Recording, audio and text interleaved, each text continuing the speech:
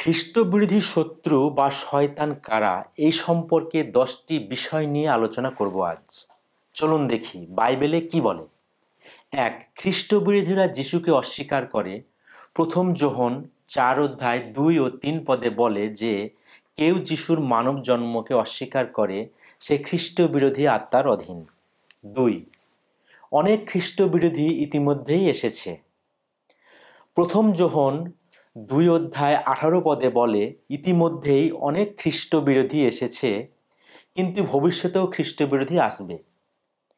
এটি নির্দেশ করে যে যিশুর বিরোধিতা সবসময় থেকে গেছে।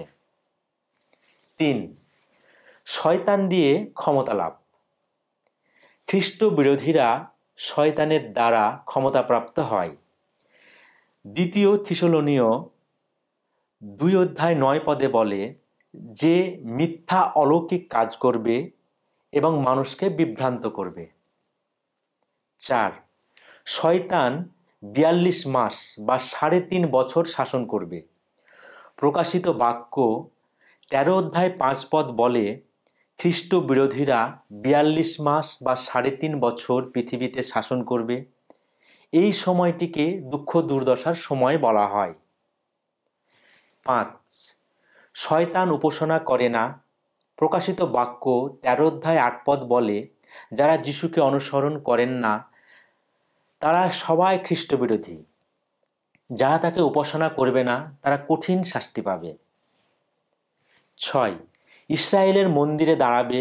মথি 24 অধ্যায় 15 পদে বলে খ্রিস্ট বিরোধীরা ইসরায়েলের মন্দিরে দাঁড়িয়ে নিজেকে ঈশ্বর দাবি করবে, যদিও মন্দির এখনো পুনর্নির্মাণ হয়নি। এটি তার উত্থানের একটি প্রধান লক্ষণ। 7.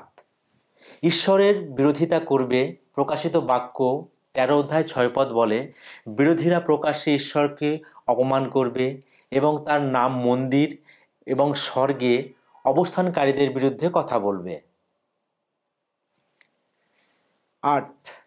বিশ্বাসীদের উপর অত্যাচার করবে। প্রকাশিত বাক্য 13 অধ্যায় 7 পদ বলে খ্রিস্ট বিরোধীরা বিশ্বাসীদের বিরুদ্ধে যুদ্ধ করবে এবং তাদের পরাজিত করবে।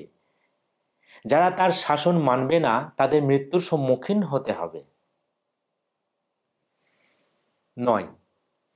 বিরোধীদের ক্ষমতা চিরস্থায়ী নয়। প্রকাশিত বাক্য 19 অধ্যায় 20 পদে বলে যিশু ফিরে এসে তাকে ধরে আগুনের হ্রদে নিক্ষেপ করবেন এবং তার শাসনের সমাপ্তি ঘটাবেন। 10. বিরোধীরা উঠে দাঁড়াবে, কিন্তু তাদের পরাজয় নিশ্চিত।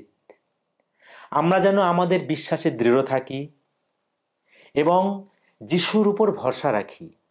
এই ভিডিওটি শেয়ার করুন যেন বাইবেলের সত্য সবাই জানতে পারেন। আমিন।